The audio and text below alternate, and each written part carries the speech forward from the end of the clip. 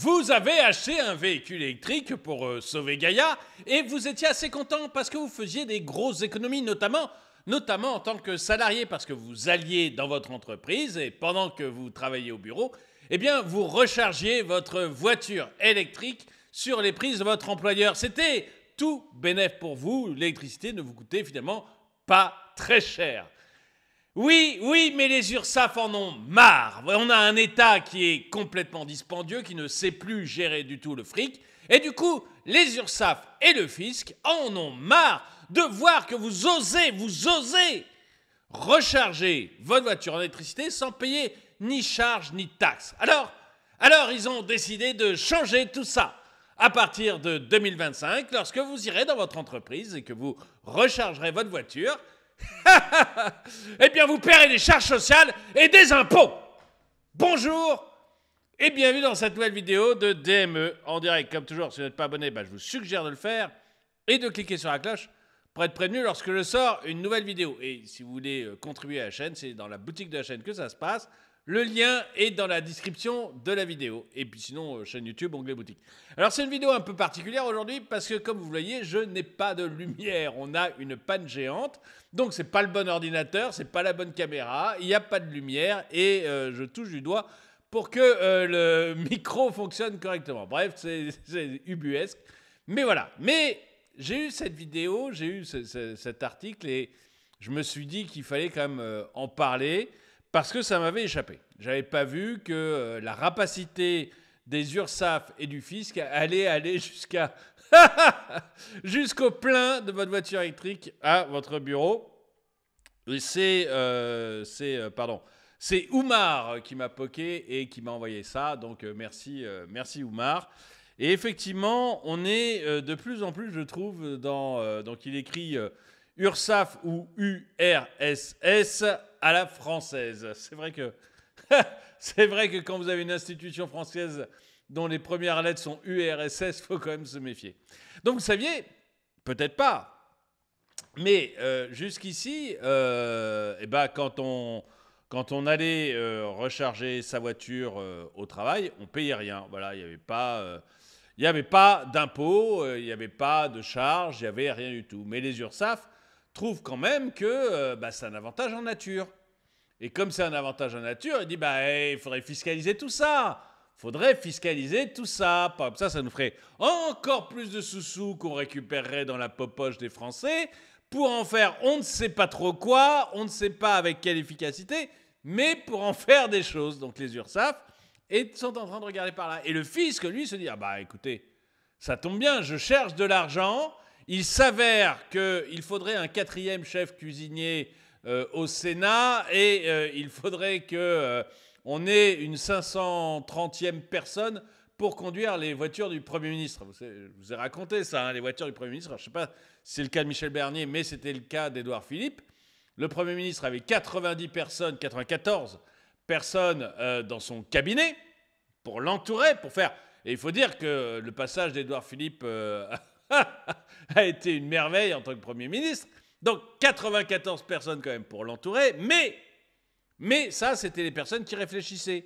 Parce que vous aviez 94 personnes dans son cabinet qui réfléchissaient avec lui, et vous aviez plus de 500 personnes, 500 personnes qui étaient là pour lui ouvrir les portes, pour conduire les voitures, comme secrétaire, bref, et pour faire la popote, pour faire la cuisine, parce qu'il ne faut pas rigoler. Vous savez que ces gens-là aiment bien manger des choses luxueuses que vous ne pourrez jamais manger dans votre vie. Donc, voilà, il faut quand même beaucoup de cuisiniers pour faire la popote pour ces gens-là. Donc, eux ne veulent pas changer de train de vie, surtout pas. Et du coup, le fisc se dit, écoutez, pour maintenir le train de vie de nos premiers ministres, de nos présidents du Sénat, de notre président de la République, pour surtout ne faire aucune réforme qui ne fâche les gens, etc.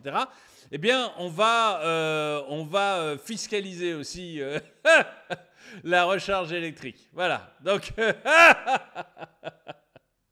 c'est des voleurs, c'est incroyable. Et donc, la décision a été prise, de vous faire payer des impôts sur la recharge électrique que vous allez faire dans votre entreprise. Voilà, c'est beau, c'est cadeau. Et je pense à tous les gens qui, quand je faisais des vidéos sur la voiture électrique, me dit « Oh bah non, t'exagères François-Xavier, jamais, jamais, jamais ils ne mettront d'impôts et tout, c'est écologique, c'est Gaïa, on aime la nature, on aime baiser ses pieds pleins de fougères, allons-y. » Donc c'est beau, c'est merveilleux, non t'exagères, etc. Paf! Voilà, maintenant que vous avez tous des voitures électriques, enfin tous, maintenant qu'ils en ont vendu beaucoup, paf! Ils vont vous rentrer dedans bien comme il faut. Et non seulement la recharge sera plus gratuite à l'entreprise, mais en plus vous allez payer des impôts et des charges sociales là-dessus. Ça va être merveilleux. Soyez heureux, soyez heureux. Comme les entreprises qui très généreusement avaient permis à vos salariés de recharger leur voiture électrique à l'intérieur de l'entreprise. Maintenant, les URSSAF vont vous faire payer des charges là-dessus, des charges patronales. C'est beau. Non, mais c'est beau. Il y a un moment, on rentre dans le poétique. Je pense qu'on rentre dans le poétique quand on en est là. Alors au début, moi, j'y avais pas cru. J'y avais pas cru parce que y a un côté Gorafi quand même. Il y a quand même un côté Gorafi à tout ça, mais il faut savoir que la politique française, ça devient de plus en plus le Gorafi. Hein. J'ai fait une vidéo il y a pas longtemps. C'est que est à l'étude le fait de vous faire une TVA sur ce que vous vendez sur Le Bon Coin ou sur Vinted. Une TVA sur les articles d'occasion que vous vendez sur Le Bon Coin ou Vinted, parce que l'État aimerait pouvoir piquer encore un peu de fric aussi de ce côté-là. Et puis vous savez que, et à l'étude, mais alors à l'étude, c'est plus qu'à l'étude parce que c'est dans le projet de loi de finances de l'année prochaine, donc là c'est plus qu'à l'étude, le fait de venir mettre un malus écologique sur votre voiture d'occasion. Donc, donc jusqu'ici, vous achetiez une voiture, vous aviez payé déjà la TVA, vous avez payé tous les malus, tous les trucs que prend l'État sur une bagnole. Vous récupériez la voiture, vous disiez, je vais pouvoir la revendre plus tard, puis je m'en achèterai une autre. Non, fini. Vous avez payé un malus écologique maintenant dessus. Donc ça va être le bonheur. Ça va être le bonheur intégral, même quand vous vendrez votre voiture d'occasion, vous allez vous mettre à payer des malus écologiques là-dessus. C'est merveilleux. En fait, ils sont aux abois, ils savent pas gérer l'argent, ils sont complètement paumés. Ils devraient aller prendre des cours en Suisse ou dans des pays qui gèrent bien l'Irlande aussi, vous voyez, des pays qui savent gérer l'argent et qui le redistribuent, qui le gèrent tellement bien qu'ils le redistribuent après aux contribuables parce qu'ils en ont trop. Nous, on a un État qui fiscalise au maximum et qui n'a pas de fric. Donc, la voiture électrique. J'ai cru au début que c'était un Gorafi.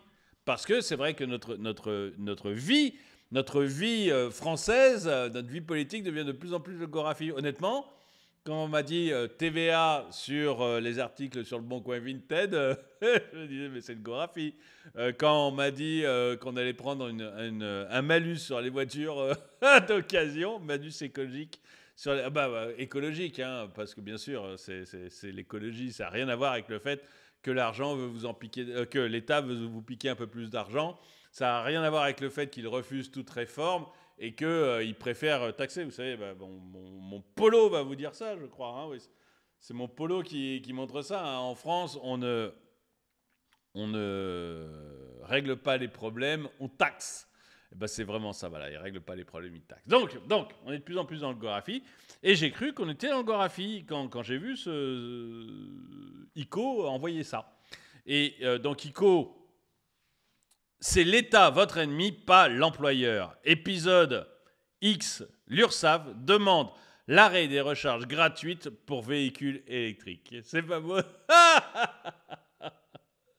Donc l'État donc à l'époque, c'est sorti le 22 novembre, il n'y a pas très longtemps, et la plupart des gens dans les commentaires, je vais pas les lire, mais la plupart des gens dans les commentaires disent non mais c'est quoi ta source, tu racontes n'importe quoi, c'est pas vrai, ils vont quand même pas aller nous prendre de la...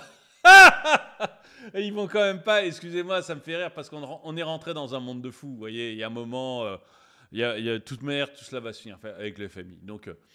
Faut pas s'inquiéter plus que ça. Tout cela va finir avec le FMI, ou plutôt ça va faire très très mal. Hein. Il va y avoir un gros pampan cucu pour tout le monde. Mais eux, évidemment, ne se diront pas responsables, hein, comme Borne, comme Attal, comme Bruno Le Maire. Voilà, tous tous, ils ont perdu 50 milliards, ils ont fait 1000 milliards de dettes, mais ils ne sont pas responsables, c'est pas nous, pas nous. Hein, c'est pas nous, pas nous. Et un peu comme le président du Conseil constitutionnel, Laurent Fabius, avec le sang contaminé qui avait refilé le sida à des dizaines de milliers de personnes. Oui, je suis responsable, mais je ne suis pas coupable. Hop. David Goudinov. Donc là, maintenant je trouve qu'on entre tellement dans une pure folie que... Voilà, il faut en rire, quoi. Il n'y a plus rien à faire. Donc là, je croyais vraiment que c'est... Enfin, j'ai cru, quand j'ai lu ça, que c'était une info pas vraiment fondée. Et j'attendais de voir pour en parler.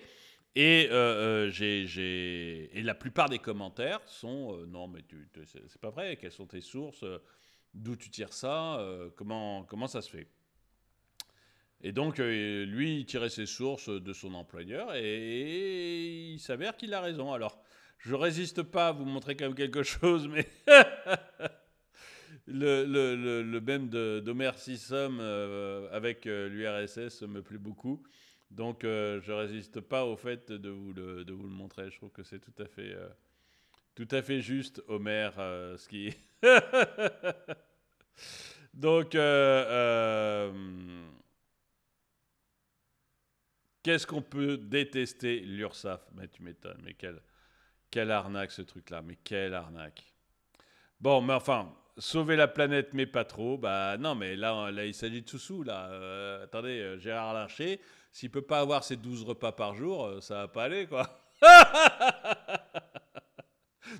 donc là, on parle de gros sous-sous, hein. Je veux dire, le Sénat, quand il a été demandé que vous travailliez 7 heures gratuites pour eux, ils ont dit oui tout de suite, hein. Ils ont pas hésité très très longtemps, hein.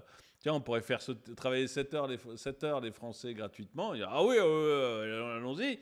Ça nous évitera toujours d'avoir à venir sur nos frais à nous, hein.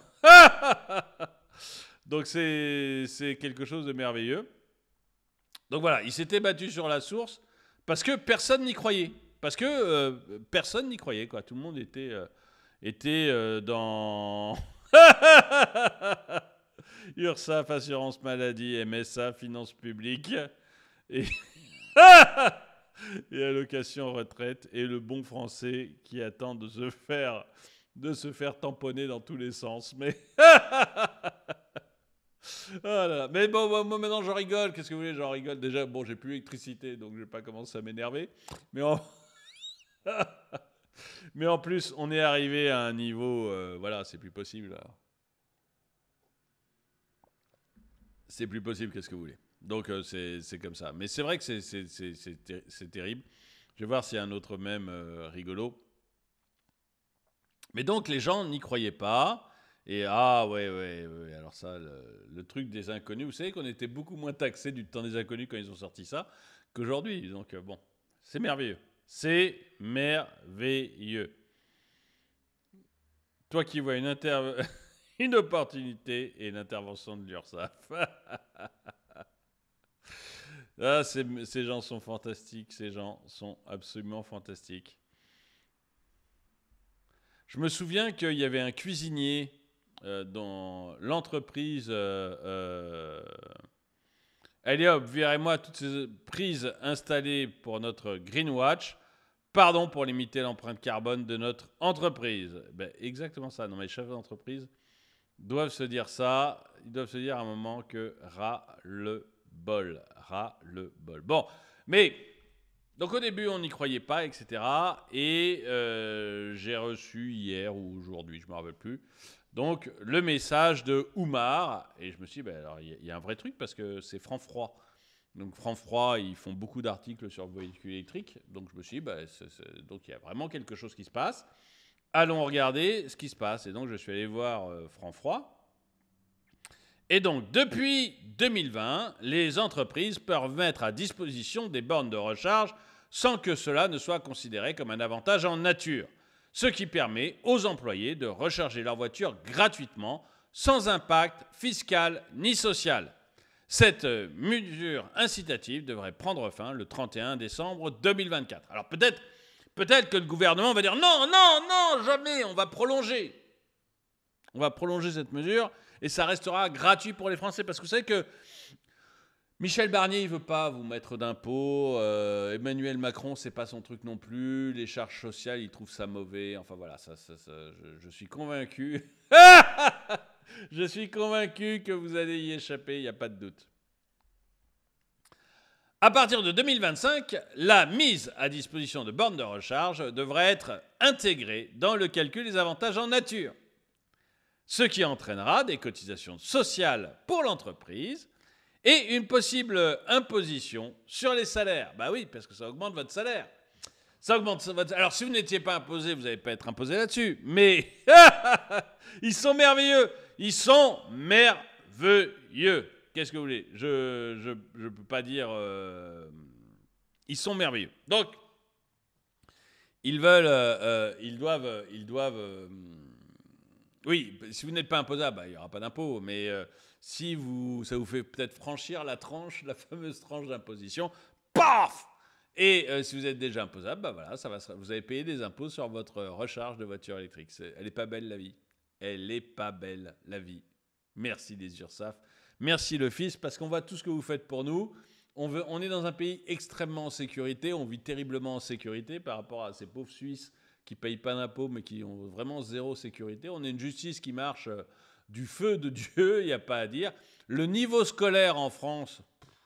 Vous vous rendez compte qu'il y a des pays autour de nous où on paye moins d'impôts et regardez le niveau scolaire des Suisses, regardez le niveau scolaire des Allemands, regardez le niveau scolaire des Luxembourgeois, tous des crétins, il n'y a pas de doute. Et regardez nos hôpitaux. Enfin, non, on comprend pourquoi on vient nous piquer encore du fric là-dessus, à moins que ce ne soit pour la réparation de nos chaussettes, parce que... Oh là là, ça m'est apparu aussi ce matin, ça, et je l'avais oublié. Mais c'est vrai que l'État finance la réparation de vos chaussettes. Donc il faut bien aller... de vos chaussures, pardon. Vos chaussettes aussi, d'ailleurs.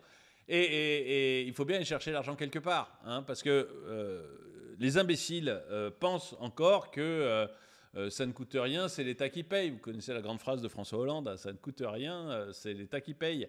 Donc il y a des imbéciles qui croient encore à ce genre de bonimenteurs. Et vous avez peut-être l'impression que l'État, je sais pas, a une cascade d'or quelque part dans un jardin. Puis quand il a besoin d'argent, et hop, il va à la cascade d'or, il prend son petit ami et je ne sous-entends pas du tout des questions sexuelles sur Emmanuel Macron quand je dis qu'il prend son petit ami. Hein. Il prend son petit ami de chercheur d'or et il récupère un peu d'or et hop, il vous offre la réparation de vos chaussures. Et il y a sûrement des gens qui croient encore à ça. Non, en fait, il vient chercher l'argent dans votre poche et il vous en redonne. Ça passe par toute l'administration hyper compétente et hyper douée de la France. Et puis, tout d'un coup, ce qui reste, il vous en redonne un petit peu, quoi. Voilà. Et c'est comme ça que ça marche. Alors, je fais un peu de digression, mais bon, c'est la beauté de la chose quand on... Je suis épuisé, si vous voulez. Je suis épuisé de voir des choses comme ça. Moi, j'en peux plus. Donc, voilà, j'ai décidé de le prendre à la rigolade. Et voilà. Et donc, ce matin, Marceau, même chose, Marceau 2020, nous fait la même chose. Alors, heureux, à partir de 2025, la mise à disposition de bornes de recharge devra être intégrée dans le calcul des avantages en nature, ce qui entraînera des cotisations sociales pour l'entreprise et une possible imposition pour les salariés. Ceux qui n'ont toujours pas compris qu'il s'agit d'un projet totalitaire qui n'a rien à voir avec l'écologie sont les mêmes qui pensent que le Vax nous a sauvés du Covid. Je ne pense pas qu'il y ait encore une seule personne qui pense que le Vax nous ait sauvés du Covid. Mais bon, voilà, c'est peut-être, hein, mais... Je pense que ça devient relativement rare, surtout vu le nombre de vaccinés à la dernière campagne. Je pense que tout le monde a bien compris ce que c'était. J'espère que la majorité comprendra que la seconde grosse arnaque avec celle du Covid, c'est celle du CO2. Ne me faites pas dire ce que je n'ai pas dit. Il y a de graves problèmes d'environnement, de pollution, de disparition d'espèces, de santé. Rien à voir, le CO2, machine Afrique. Et celle-là, j'ai bien aimé, là. certains salariés, quand ils vont savoir ça, après m'avoir dit tout fier que l'électrique était tout bénef, qu'ils ne payaient pas la recharge à l'entreprise, que c'était gratos avec un sourire narquois. Ben, moi, j'ai eu des... Moi, ils ne me le disaient pas avec un sourire narquois, mais ils m'envoyaient des mails et des commentaires. Et je me souviens de beaucoup de salariés comme ça qui étaient tout heureux de me dire ce genre de choses. Ceux qui ne l'ont pas vu venir sont stupides. Où va-t-on prendre l'argent de la taxe essence si celle-ci disparaît? Là aussi, je vous l'avais dit, depuis qu'on a abandonné la taxe, enfin depuis qu'on veut passer à la voiture électrique, je vous avais dit, on va attendre d'être arrivé à une certaine taille en nombre de voitures en circulation. Et comme l'État ne peut pas se passer de la taxe essence pour fonctionner, il n'arrive pas à travers... Regardez tout ce qu'a fait Barnier, tout le plan de Barnier là. Il était censé économiser 30 milliards. Il y a zéro. Il y a zéro. C'est-à-dire qu'en fait, ce qu'il a appelé une économie, c'est de l'argent qu'il vous donnait et qu'il ne vous donnera plus. Voilà. Mais lui, il garde le même train de vie. Hein, il garde les 94 conseillers, il garde les 500 personnes à la cuisine et aux voitures. Ça il le garde. Hein, là, il ne va pas bouger là-dessus. Mais Brigitte Macron, elle va garder son coiffeur et ses manicures. J'ai lu ça. Je ne suis pas certain, d'ailleurs, vous pourrez me le dire dans les commentaires. Mais je le lis souvent. Donc, je n'ai pas pu vérifier. Mais 400 000 € par an, si j'ai bien compris, de coiffure, de manicure. 400 000 € par an. Mais c'est de la pure folie, quoi. Je ne sais pas comment ils font. Donc, l'électricité est revenue. Ça y est, on va revenir dans un monde civilisé. Bon, mais... pour payer tout ça, pour payer le coiffeur de Brigitte, pour payer les homards bleus du président du Sénat et le train de vie de notre État, comme il ne sait pas faire d'économie, comme ils ne veulent pas faire d'économie, je vous rappelle, il y a 1200 agences dont personne ne sait à quoi ça sert. En fait, on n'est même pas sûr du chiffre. C'est tellement fumeux tout ça qu'on n'est même pas sûr du chiffre. Sur les 1200 agences, la volonté d'économie, c'est d'en fusionner 6. 6 sur 1200. Je peux vous dire qu'à cette vitesse-là, c'est pas gagné. Donc, comme ils veulent faire aucune économie, ce qu'ils appellent économie, c'est arrêter de vous donner de l'argent. Bon, ok. Et donc, on va faire des économies en arrêtant de vous donner de l'argent. Et puis, en plus, on va vous en ponctionner davantage. Bon, s'ils en sont là, parce que visiblement, ils en sont là, vous vous rendez bien compte qu'ils ne peuvent pas abandonner la taxe sur l'essence, qui est l'une des premières sources de l'État. Donc on ne peut pas abandonner ça. Ça veut dire quoi? Ça veut dire que quand il y aura ce monde électrique, on va ponctionner les électriques tant qu'on peut. Donc des taxes sur l'électricité, des taxes sur le roulage, sur le nombre de kilomètres que vous faites, des taxes, là, on le voit, ça y est, sur la recharge faite à l'entreprise, hop, on passe en avantage en nature, etc. Voilà. Donc, mais bon, si vous n'arrivez pas à comprendre que tout cela est un véritable racket, c'est comme ça. Préparez-vous psychologiquement, ça va gratter de partout. Et je suis parfaitement d'accord. On a un État qui va essayer de récupérer du fric de partout. D'abord, on arrive à faire rouler tous ces cons en voiture électrique et après, on double le prix de l'électricité.